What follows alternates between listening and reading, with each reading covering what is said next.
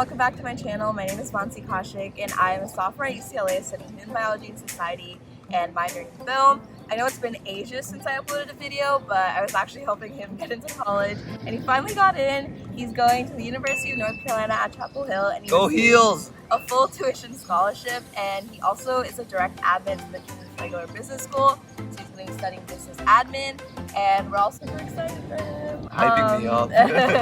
So we're actually in New York right now. By the way, this is where we are. We're in Central Park. That's Jessie, the TV show. If you guys watch it, it's on Disney Channel. That's like where like the Rosses live. And this is like Upper East Side. This is where Gossip Girl is. And I was like really excited to see the Empire Hotel, which is where Chuck Bass was. But anyway, this is my dad. He was the cameraman of the video. The Scholarship Foundation kind of flew him out to UNC. They were like showing him around and stuff like that.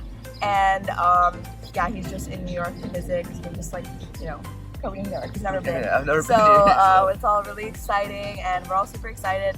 But basically this video is going to just cover how he got into UNC, how he got the scholarship in the first place, the stats, the extracurriculars, the essays that, you know, and any advice he has on any of you getting a scholarship at one of the top schools and just applying to college in general, because he was definitely stressed until he got his decision. And yeah, I'll let him speak and introduce himself now. Hey guys, my name's Akshat. Obviously, grew up together. We grew up in California, moved to India when I was 12. So I was also studied under the IB curriculum like her.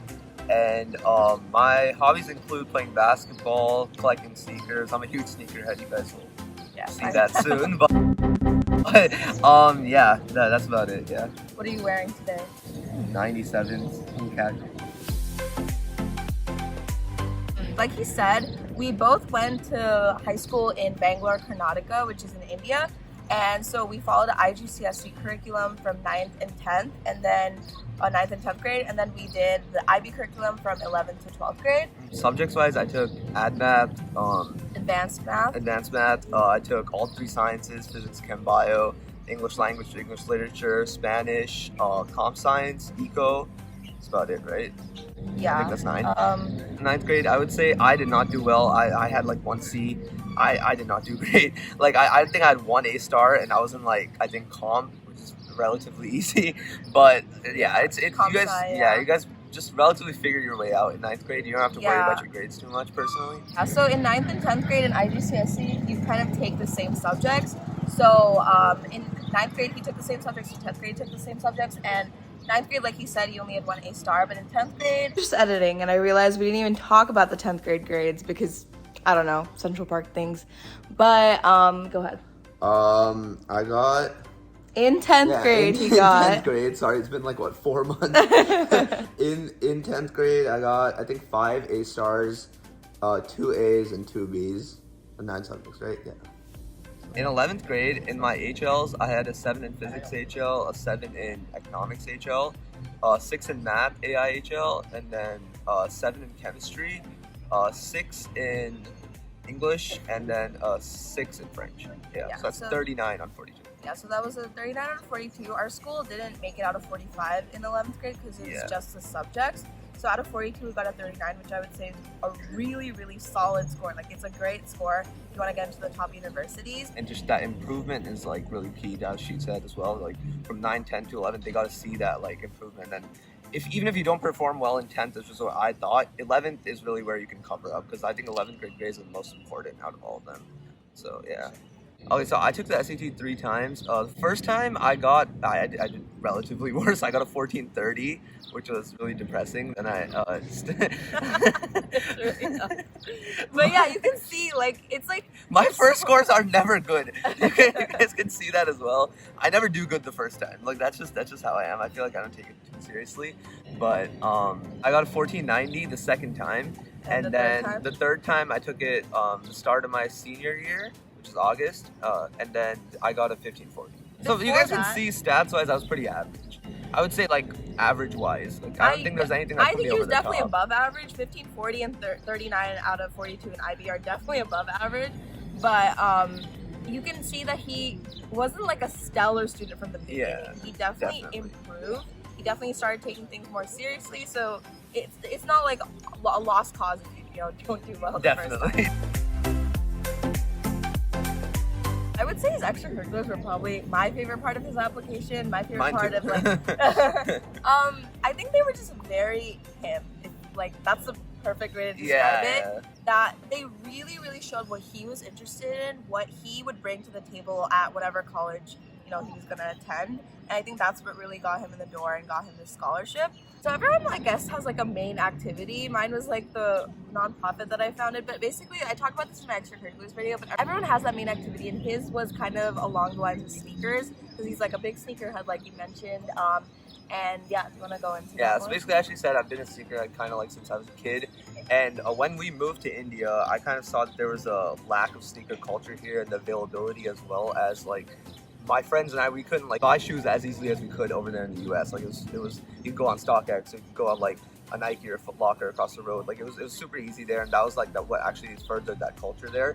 But here there was a big lack of that. It wasn't really prominent here, which is why I kind of took that step and created my marketplace, which is now called Dead Stock Drip.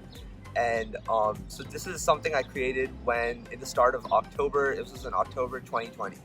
And I started out with just buying shoes in bulk from retailers in Europe and Asia, and I used to ship them here at a lower price so we could charge less of a price to Indian consumers here, because usually in overseas you have to pay a lot of customs to get a shoe, which is usually the main problem. But that's how I actually started it. And by the end, this was really crazy. She has a bunch of pictures and all of this, but by the end of, I would say, August, then after posting a bunch of giveaways, working with celebrities. He worked with a bunch of celebrities and stuff. It was actually really crazy. Yeah, so if you've watched Gully Boy, which is an Indian Bollywood movie, he worked with one of those. A singer, actors, a singer. Yeah, so a lot Bollywood of singer. And we started to gain a lot of traction, I would say, after August of 2021. And we now have, I think, over 30,000 followers on Instagram, whole bunch of sales, and so it's been really great. He really was passionate about it. It sounds really cringy. It sounds. She used to tell me about this too when I was ready to apply, that you should have something that you actually want to do, and so I'm no, we just have to do whatever looks good on the application. Yeah, so he was but that's definitely not true. And he actually did apply to a lot of research things, and he ended up not doing those because it's not something I wanted to do. Yeah, exactly, and it was just more of a checking off the box kind of thing. And I talked about this as well. MUN, he never really did that. I never did any of that stuff. That's I feel that's more of a checklist thing, unless you're actually interested in it. Exactly. Then go ahead, please. No, but definitely don't try to be fit another in the person. Box or, exactly. Definitely try to be yourself for the application. I know it sounds super cringy, so she used to tell me to, but definitely really do what true. you like. Yeah, it definitely works. And they can. I would say colleges and people like the Scholarship Foundation, they can see that. They can definitely see that you're doing something you like, that you're doing something you're passionate about through your essays, through your extracurriculars and stuff. Yeah. So yeah. The second activity was kind of along the lines of that, but he basically wrote a book called Sneakers from Your Feet to Wall Street, and that was also very him, but I'll let him explain more. Yeah, so in the summer after 10th grade, as she said, you kind of start to figure out what you're interested in, and I was definitely more towards eco, business, and math. So as I started to research more areas under that, I saw business was more up my alley, and more under finance, the concentration of finance really interested me. But as I started to research more about stocks and different types of tradable assets, I saw that it really compared and fell in line with the stuff I was interested in, especially sneakers. So as I started to research more about that over the span of, this was a year, I would say, I discovered so much content that it was enough I actually started writing about it, and it was actually enough to write a whole book. So so he definitely got through the process of should I write a blog? Should I write there's a lot of things, but there was so much content. There's I think it was a very unique topic. And definitely. It was definitely tailored more towards people like me and kids who can, because it's not just sneakers. The book, while it does compare sneakers to stocks on an asset level, it's also comparing commodities and different tradable assets that us kids can actually invest in and actually use to obviously gain financial independence. So that was definitely the motive of my book. But so yeah, as you can see, that kind of covers a bit of the research aspect. So they do want to see some qualities in you as an applicant. They want to see that you're inquisitive, that you have intellectual curiosity, and that you're actually helping the community. So that kind of this activity consolidated all of those three characters that they like to see, but they did it in a very unique way through a book. The third activity was more school-oriented in my school. So I was a member of the school's economics club in 9th and 10th grade. And in 11th grade and 12th grade, me and my friend at school, we kind of took over the club, became co-presidents. And we added a lot of experiential learning of economics, which is what we wanted to kind of propagate it outside of like the textbook things that we learned in class. So the fourth one, I was a volunteer at her nonprofit called Mission Seva. So I volunteered there for a total of 5 years. I was also part of our school student council. I was the Ruby House captain in 11th and 12th grade. And yeah, that pretty much sums up like the 8 that were most important to my applications. For the essays, he wrote 2 essays for UNC, which is part of the application. And we'll link the prompts here. If you want us to read his essays to you, that would be a separate video. This video is getting way too long anyway. Around December, he got an email from the UNC admissions office, and he was like, and they said in the email, they're like, we have referred you for... You can show the email up here. Yeah, I'll put the email up here. This foundation is the one that actually runs the scholarship. It's like the first scholarship foundation in the United States. And basically what happens is there's 2 ways you can kind of get referred for it. Your school can nominate you, but your school has to be a nominating school, and none of the international schools can be nominating schools. There's only, if you're watching from the UK, there's like I think 5 schools in the UK. Okay. But other than that, like everywhere else in the international, you have to be nominated by the admissions office. Yeah. But then if you're, I think, in state and in the United States, then your school, if it's a nominating school, they can nominate you for the scholarship. Yeah. But our school wasn't a nominating school, so the admissions office just like saw that his application was good, so they referred him to the scholarship, and this referral required a separate application process along with like 4 interviews. Yeah. So the application itself had like 7 essays. So the application itself had I think 3 large essays, then 4 short essays. And then so it was quite a bit. It was like a college application in itself. It was a huge and he was still applying to college during this time. So it was like another college in addition. Within that there was a virtual or a recorded interview or something like that. Then he got in as a semi-finalist. Yeah, so then you get in as a semi-finalist. This was Jan 14th, I think. And then on Jan 27th I got my UNC.